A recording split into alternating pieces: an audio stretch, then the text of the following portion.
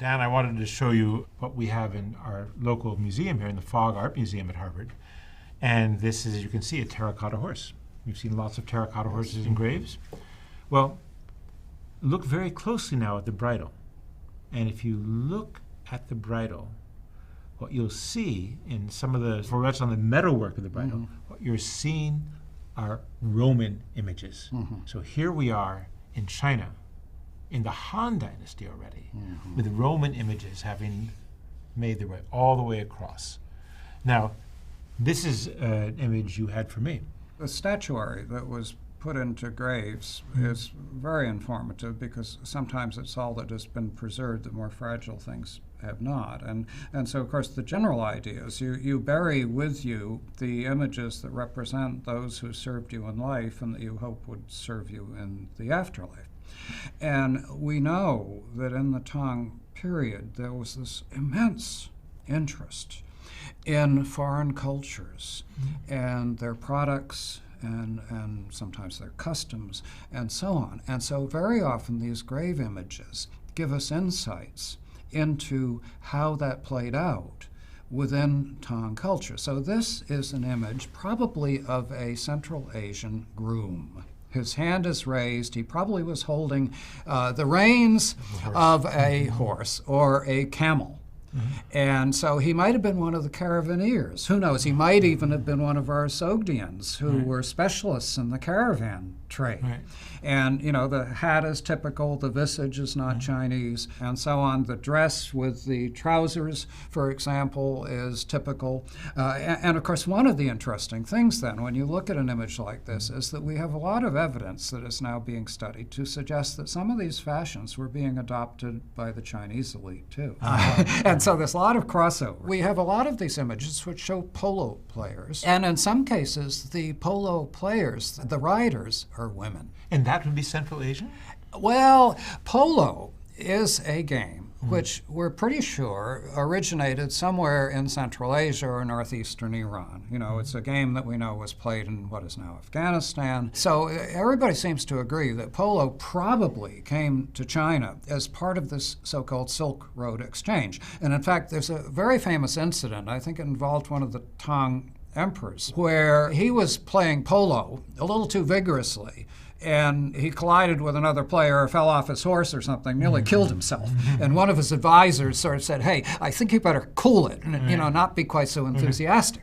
But you see, one of the things you find when you look at these images of horses or camels, and you look at the riders in some cases are wearing Central Asian or Western garb. If you're talking about women who would have been part of the local elite in the Tang, very often the clothing they're wearing is partly Western in its style. You know, the hats or the hairdos, part of what we're talking about here. When they created these, they're creating images of the other. They're creating images of the exotic. And in some cases, this is probably done as kind of a caricature.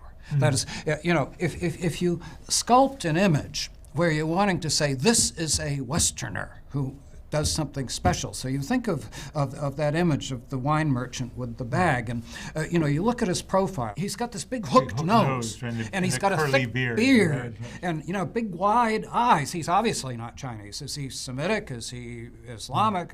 You know, what is he? We don't know. You know how in China imperial tombs have large stone statues of animals and human figures and officials on the path up to the tomb? Right. And this is still true in the Sung Dynasty. You find all sorts of foreigners, probably ambassadors, standing on that route. Oh, and yes. Even in the 11th century. Yeah, they have the inscriptions, so you kind of know where they all came from. I mean, the heads have gone, but the inscriptions are still there. And we still have the heads, too. But I think that the larger story that you've been telling us is, you know, the West wasn't as isolated as I thought. Right? They're open to influences and goods moving from China, but the Chinese are also absorbing things the whole time as well. I guess I've never thought that the West was particularly isolated, although, of course, how you would connect it with China is always something that people haven't really thought about until more modern times. But when you think about the situation with China, as I think your course has suggested to people at the beginning, there were all these perceptions that you're helping to dispel with this wonderful course about how China was isolated.